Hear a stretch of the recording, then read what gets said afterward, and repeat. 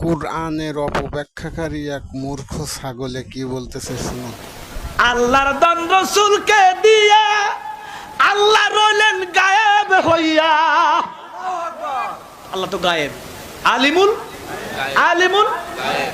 ওরে রাসূলের দান ওলিরা পাইয়া, রাসূলের দান বিসমিল্লাহির রহমানির রহিম। আলিমুল গায়ব, এই দুইটা শব্দের অর্থ যে আল্লাহ সুবহানাহু ওয়া তাআলা জানা ও অজানা বা দৃশ্য ও অদৃশ্য সকল জ্ঞান আল্লাহর কাছে আছে, অন্য কারো কাছে নাই। অর্থাৎ সৃষ্টির কাছে যা গোপন ও অজানা তিনি তাও জানেন, আর যা তাদের কাছে প্রকাশ্য জানা তাও তিনি জানেন। এই বিশ্বজাহানের কোনো বস্তুই তার জ্ঞানের বাহিরে নয়। তাফসিরে ইবনে কাসির।